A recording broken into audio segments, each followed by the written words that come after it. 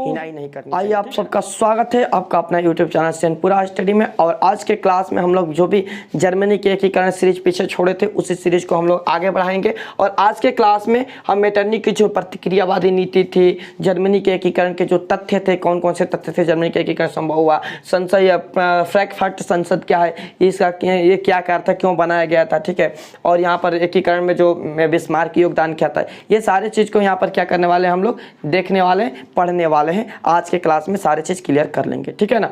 तो मेरा वीडियो आप लोग ये देख रहे हैं, जितने भी 10th स्टैंडर्ड के बच्चे हैं उनके लिए मेरा वीडियो काफ़ी ज़्यादा इंपॉर्टेंट है। ये क्लास है हिस्ट्री का, आपको सभी क्लास का वीडियो मिल जाएगा सीरीज वाइज। आप मेरे प्लेलिस्ट में जाइएगा, वहाँ पर क्लास 10th हिस्ट्री ऐसा करके वहाँ पर आपको प्लेलिस्ट मिलेगा, वहाँ से आप मेरे वीडियो को सीरीज वाइज देख सकते हैं। और इसका लिंक, सारे वीडियो प्लेलिस्ट का लिंक आपको नीचे डिस्क्रिप्शन बॉक्स में और आई बटन पर मिल जाएगा, ताकि आप लोग हर एक वीडियो को देख पाइए, ठीक है ना। और आज के क्लास जो भी बच्चा मेरे सेकंड लेक्चर को देखा होगा, सेकंड क्लास के लेक्चर को देखा होगा, समझा होगा, उसको बिल्कुल अच्छे से समझ में आएगा आज की क्लास, बिल्कुल अच्छे से, ठीक है ना।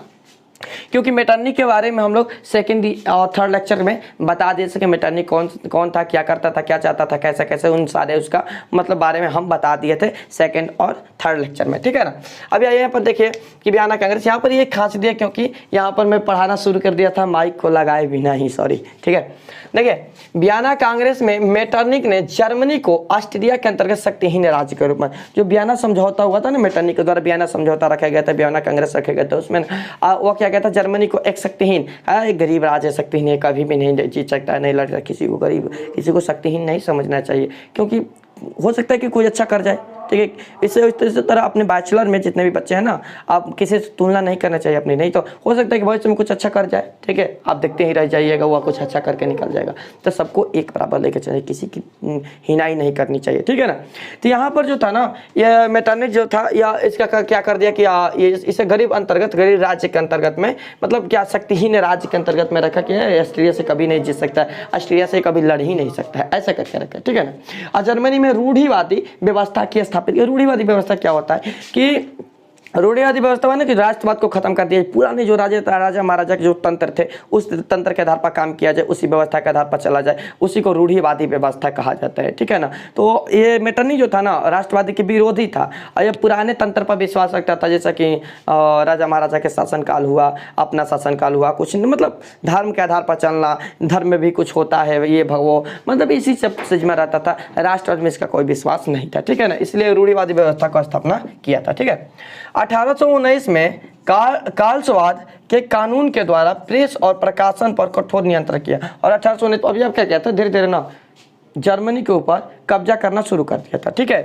तो 1819 में यह कार्लसवाद के कानून के द्वारा, कार्लसवाद के जो नियम कानून थे उनके द्वारा प्रेस, वहाँ के जो छापने वाले प्रेस थे, वहाँ के जो प्रकाशन थे, उन पर यह कठोर नियंत्रण किया, रोक लगाया, कठोर तरीका से रोक लगाया, कठोर तरीका से नियंत्रण किया, नहीं ऐसा नहीं, ऐसे होगा, ऐसे होगा, ऐसा करके रोक लगा दिया, ठीक है। और विश्वविद्यालय, जो कि पीछे आपको जर्मनी के एकीकरण में बताए थे कि विश्वविद्यालय का भी योगदान रहा, छात्रों का भी योगदान रहा, छात्र संघ नीति का भी योगदान रहा, बहुत सारे लोग मिलकर जर्मनी के एकीकरण में अपना योगदान दिए थे। तो यहाँ पर क्या किया ना कि विश्वविद्यालय पर भी नियंत्रण लगा दिया, विश्वविद्यालय नहीं प्रचार करेगा राष्ट्रवाद का, बिल्कुल पूर्ण रूप से राष्ट्रवाद को बाधित कर दिया, बंद कर दिया, ठीक है। और धार्मिक स्थानों पर भी नियंत्रण लगा दिया कि धर्म के माध्यम से भी राष्ट्रवाद की प्रचार नहीं की जाएगी, यहाँ पर सब चीज़ को बंद कर दिया, ठीक है। जैसे कैसे कोरोना में हर चीज़ को बंद कर दिया था, घर से निकलना, घूमना फिरना, काम करना, सारी चीज बंद हो गई था ना, उसी तरह बंद कर रहा था, ठीक है ना।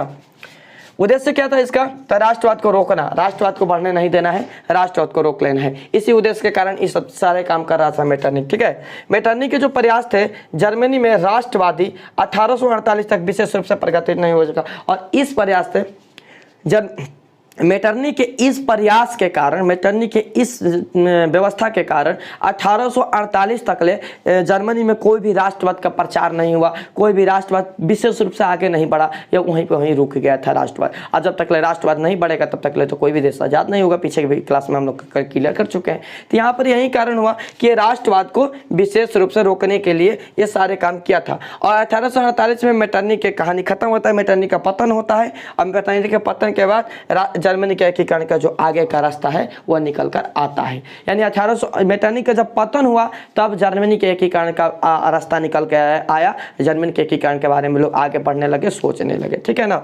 जब तक मेटरनिख था तब तक नहीं आगे बढ़ने दे रहा था वहाँ की राष्ट्रवाद को, मगर जब तक है तब तक कुछ नहीं, ऐसा व्यवस्था कर दिया था, ठीक है। जर्मनी के एकीकरण के सहायक तत्व क्या है भाई, इस जर्मनी के एकीकरण में जो विशेष रूप से मदद किए थे वह क्या है।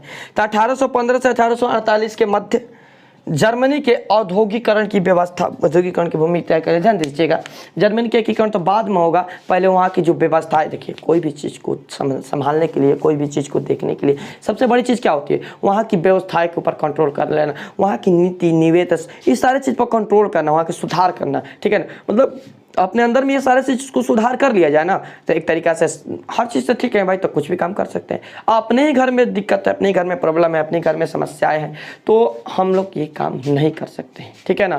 तो यहाँ पर व्यवस्था क्या है कि हर चीज़ को सुधारना, हर चीज़ को लेकर आगे बढ़ना, ठीक है। तो ये क्या किया कि सबसे पहले औद्योगिकरण के लिए, यानी कि यहाँ पर विशेष रूप से औद्योगिकरण पर बल थे, उसके लिए पृष्ठभूमि तैयार की, उसके लिए व्यवस्थाएं किया। कोयला खनिज इन सब उद्योग का विकास हुआ, कोयला खनिज निकाला, बेचा गया, इन सब चीज़ का विकास हुआ, लोगों को रोजगार दिया गया, बहुत सारे अलग अलग कार्य किए गए, ठीक है। शिक्षा की भी व्यवस्था की गई, रेल लाइन की व्यवस्था की गई, ठीक है। रेल लाइन के कारण ये एक जगह से दूसरे जगह जल्दी से जा सकते थे, जल्दी से अपना हर काम कर सकते थे। इस तरह से राष्ट्रवाद में जल्दी जल्दी विस्तार भी हुआ, राष्ट्रवाद का भी जल्दी जल्दी से प्रचार होने लगा, ठीक है ना। इसके अलावा 1834 में ये परासा के पहल पर ज्वारलाइन शुल्क की जो संधि थी उसको हटा दिया गया। 1847 के अतिरिक्त अन्य जर्मन भी 1844 तक इन शुल्कों को हटा दिए। ध्यान दीजिएगा कि जो व्यवस्थाएं थी, शुल्क वगैरह ये सब लगते थे, इन सब सारे चीज़ों को यहाँ पर ऐसा 1848 तक कई सारे चीज़ों को भी हटा दिया गया, ठीक है। तो इन सब चीज़ों के लिए ये तो बाद में बना कि चलो ऑस्ट्रिया से लड़ा जाएगा या कुछ किया जाएगा, लेकिन सबसे पहले ना ये राजनीतिक तौर पर ये बाद में जुड़े, बाद में एक हुए, लेकिन सबसे पहले औद्योगिक तौर पर ये एक हो गए, औद्योगिक तौर पर मिलकर एक बन गए, ठीक है ना। अब आइए फ्रैंकफर्ट संसद के बारे में हम लोग समझते हैं कि क्या है, ठीक है। 1848 में फ्रांसीसी जब क्रांति हुई, तो इसके बाद फ्रांसीसी क्रांति के बाद में जर्मनी की राजनीति में उथल पुथल होगी। ध्यान दीजिएगा, 1848 की जो फ्रांसीसी क्रांति हुई थी, फ्रांसीसी क्रांति पीछे पढ़े थे हम लोग, जो फ्रांसीसी क्रांति हुई थी उस क्रांति के बाद में जो जर्मनी की राजनीति थी उसमें उथल पथल से हो गई थी, सब लोग इधर उधर सब मतलब नष्ट हो गया था, ठीक है। अब उदारवादियों ने जो वहाँ पर बच्चे थे, जो उदारवादी जो जर्मनी के बारे में सोच रहे हैं इनका विकास होना चाहिए, ऐसा करना चाहिए, तो इन्होंने क्या किया ना कि विभिन्न राज्यों को एकीकृत किया, सभी राज्यों को जुटाया, मिलाकर जो छोटे छोटे राज्य जितना भी कर सकते थे करके जर्मन के राष्ट्र के निर्माण की योजना बनी कि जर्मन को कैसे फिर से एकीकरण किया जाए, जर्मन में कैसे राष्ट्रवाद को फिर से लाया जाए, कैसे यहाँ पर राष्ट्रवाद की उदय फिर से किया जाए। इसके लिए एक छोटी सी योजना बनाई और इसके लिए सर्वे जर्मन असेंबली का गठन किया गया, एक असेंबली बनाया गया, सर्वे जर्मन असेंबली। याद रखिएगा कि पुनः राष्ट्र जर्मन में राष्ट्रवाद की भावना के प्रचार के लिए एक असेंबली बनाया गया जिसे कहा गया सर्वे जर्मन असेंबली। क्या कहा गया? सर्वे जर्मन असेंबली नाम दिया गया, ठीक है ना। 18 मई 1848 को फ्रैंकफर्ट के सेंट पॉल के चर्च में, ध्यान दीजिएगा ये कहाँ रहा था कि 18 मई 1848 को ये असेंबली बनाया गया था, कहाँ पर? फ्रैंकफर्ट के सेंट पॉल के चर्च में मीटिंग रखा गया, ठीक है ना। इस असेंबली का बैठक हुई, सभी लोग जुटे, यहाँ पर इस असेंबली को बनाने की शुरुआत की गई, ठीक है। इसका क्या अध्यक्ष कौन बना? तो वान गोर्गेन। याद रखिएगा, ऐसा क्वेश्चन पूछेगा कि फ्रैंकफर्ट संसद के अध्यक्ष कौन थे? तो वान गोर्गेन। याद रखिए क्या नाम था? वान गोर्गेन। ये आप लोग का क्वेश्चन बन सकता है, ऑब्जेक्टिव क्वेश्चन, इसे याद रखिएगा। इसमें प्रतिनिधि कितने थे? तो 831 प्रतिनिधि शामिल किए गए थे, ठीक है ना। जिसमें क्या था? जिसके अनुसार संविधान बनाया गया, एक संविधान का, जैसे हमारे देश में संविधान है ना, तो ऐसे ही संविधान एक बनाया गया, ऐसे ही संविधान एक लागू किया गया, ठीक है ना। अब वहाँ पर संविधान में क्या लिखा गया कि जर्मन राष्ट्र का जो प्रधानमंत्री है, जो प्रधान है, वो कौन बनेगा? तो वहाँ का एक राजा बनेगा, जो वहाँ का राजा है वही प्रधानमंत्री बनेगा। पद थोड़ा सा कम किया जा रहा है, ठीक है ना। संसद के नियंत्रण के हर काम को वह देखेगा, जो जितने भी संसद में नियंत्रण के काम होंगे, जितने भी संसद में व्यवस्थाएं होगी, उस सभी व्यवस्थाएं को वह राजा क्या है? देख रेख करेगा, उनको राजा दिया गया, ठीक है ना। जो जर्मनी के एकीकरण में अपना नेतृत्व निभाएगा और जर्मनी के एकीकरण के लिए सबसे आगे रहेगा, जर्मनी के एकीकरण में उसका मुख्य योगदान रहेगा। ऐसे करके यहाँ पर नियम कानून बनाए गए और इसके लिए जो प्रसा के राजा थे फ्रेडरिक विलियम चतुर्थ प्रसा के राजा थे, ठीक है ना। तो प्रसा के राजा फ्रेडरिक विलियम चतुर्थ को यह प्रस्ताव दिया गया कि नहीं आप ही ये काम संभालेंगे, आप ही इसका राष्ट्र का जो है प्रधान बनेंगे। लेकिन इन्होंने क्या किया कि अस्वीकार कर दिया, कहा कि नहीं मुझे नहीं बनना है। भाई क्यों अस्वीकार किया? तो ये ऑस्ट्रिया से खुले संघर्ष नहीं करना है, ऑस्ट्रिया से डायरेक्ट युद्ध नहीं करना चाहते थे, क्योंकि इनको पता था कि डायरेक्ट युद्ध ऑस्ट्रिया से हम युद्ध नहीं कर सकते थे। इसलिए इन्होंने अस्वीकार कर दिया कि नहीं भाई मुझे नहीं बनना है प्रधान वगैरह, हम यही ठीक है, हमें नहीं कुछ करना है, हमें प्रधान की उपाधि नहीं चाहिए, क्योंकि हम डायरेक्ट ऑस्ट्रिया से संघर्ष नहीं कर सकते, युद्ध नहीं कर सकते। इन्होंने अस्वीकार कर दिया। इन्होंने अस्वीकार कर दिया तो अब कौन बनेगा भाई? कौन बनेगा? राजा ही तो बनना था ना, कौन बनेगा? अब ये जो असेंबली था वो भंग हो गई, व्यवस्थाएं सारे भंग हो गई, अब नहीं चली असेंबली, ठीक है ना। एकीकरण भी रुक गया। यहाँ पर जितने भी एक कार्य जितने किए गए थे मीटिंग वगैरह सब खत्म हो गए, ठीक है। यही था हमारा फ्रैंकफर्ट की संसद, ठीक है। 1849 से 1860 के बीच में रूढ़िवादी और प्रगतिवादी, अब इनके बीच में दो युद्ध हो गए, दो पार्टी बन गए। एक रूढ़िवादी पार्टी बन गई जो धर्म और ये राजतंत्र पर विश्वास रखता था, ये पार्टी बन गया। एक प्रगतिवादी पार्टी बन गया जो राष्ट्रवाद पर विश्वास रखता। दोनों के बीच में तू मैं कुछ दिन तक होता रहा, ठीक है कि नहीं, ये ठीक है वो ठीक है, ऐसे ठीक है वैसे ठीक है, आपस में तू मैं कुछ समय तक चलता रहा, ठीक है। अब बीच में आपसी प्रतिद्वंदी चलती रही और राष्ट्रवाद में ऑस्ट्रिया और प्रसा ने दबा दिया। अब देखिए जो यहाँ पर चल रहा था वही चलती रही, तो यहाँ पर क्या हुआ ध्यान दीजिएगा, ये सब प्रक्रिया चलती रही। अब इसका लाभ कौन सा? अभी आपस में लड़ रहे हैं दो, ठीक है, कि कौन सा उठाया? ऑस्ट्रिया और प्रसा, इसका लाभ उठाया और इसमें जो राष्ट्रवाद चल रहे थे इन राष्ट्रवादों को यह क्या किया? दबा दिया, हटाओ दबा दिया जाए, राष्ट्रवाद यहाँ पर खत्म हो जाता है, ठीक है। अब पुनः एकीकरण में बिस्मार्क का योगदान, हेडिंग बनाए हम लोग, ध्यान दीजिएगा। यहाँ पर क्या होती है, इसी बीच में जो यहाँ पर ये राजा थे फ्रेडरिक विलियम चतुर्थ, इनकी मृत्यु हो जाती है। इसी बीच में इनकी क्या होती है? मृत्यु हो जाती है। और इनकी मृत्यु के बाद में वहाँ के नए राजा विलियम प्रथम को बनाया जाता है। यहाँ पर इसी बीच इनकी मृत्यु हो जाती है और इनकी मृत्यु के बाद वहाँ के नए राजा बनते हैं विलियम प्रथम। कौन से? विलियम प्रथम वहाँ के नए राजा बनते हैं, ठीक है ना। और यह राष्ट्रवादी थे, इनका विलियम प्रथम का तो राष्ट्रवाद में विश्वास रखने वाला, यानी एक बार पुनः फिर से राष्ट्रवाद यहाँ पर जागृत होता है, ठीक है ना। यहाँ पर नष्ट होने के बाद में, दबाने के बाद में एक बार फिर से राष्ट्रवाद यहाँ पर जागृत होता है। और ये प्रसा के नेतृत्व में जर्मनी का एकीकरण करना चाहते थे। और इनका मानना था कि प्रसा साथ देगा तो जर्मनी का एकीकरण संभव है, प्रसा को अपने में मिला लिया जाए और तब जर्मनी का एकीकरण किया जाए, ठीक है ना। किससे भाई छुड़ाना था जर्मनी को? तो ऑस्ट्रिया और फ्रांस से, ठीक है ना। जो इटली को ऑस्ट्रिया से ही छुड़ाना था शुरुआत में, लेकिन बाद में फ्रांस भी शामिल हो गया था, फ्रांस से भी छुड़ाना था, रोम फ्रांस ले आजाद हुआ था, पीछे हम लोग पढ़ चुके हैं। उसी तरह जर्मनी को ऑस्ट्रिया और फ्रांस से छुड़ाना था, ठीक है ना। तो यहाँ पर जो ऑस्ट्रिया और प्रसा कभी कभी साथ देता था इटली का, कभी इधर था, प्रसा का ज़्यादातर नेतृत्व जर्मनी के तरफ में था, ठीक है ना। तो इसलिए ये राजा सोचे कि भाई जर्मनी को, प्रसा को एक में कर लिया जाए तो जर्मनी का एकीकरण है जो संभव हो सकता है, ठीक है ना। ऑस्ट्रिया और फ्रांस को ये पराजित किए, ध्यान दीजिएगा, पराजित किए बिना जर्मनी का, इनका विश्वास था, इनका मानना था कि जब तक ऑस्ट्रिया और फ्रांस को पराजित नहीं किया जा सकता, जब तक ऑस्ट्रिया को और फ्रांस को नहीं हराया जाए तब तक इटली का एकीकरण संभव नहीं है। इटली का एकीकरण करना है तो ऑस्ट्रिया और फ्रांस को हराना पड़ेगा, उसे रास्ता से हटाना पड़ेगा, इटली का एकीकरण हो जाएगा, ठीक है ना।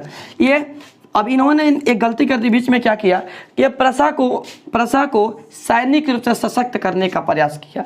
अब इन्होंने गलती क्या की कि डायरेक्ट नहीं गए प्रसा के बाद में कि प्रसा भैया आप ऐसा करिए कि मेरे साथ आप मिल जाइए, ठीक है ना। प्रसा के राजा से ये आप मेरे साथ मिल जाइए, हम लोग मिलजुल कर लड़ते हैं, जीत जाएंगे तो अपना थोड़ा बांट लेंगे, ऐसे जाकर उनको बोलना चाहिए था, ठीक है ना।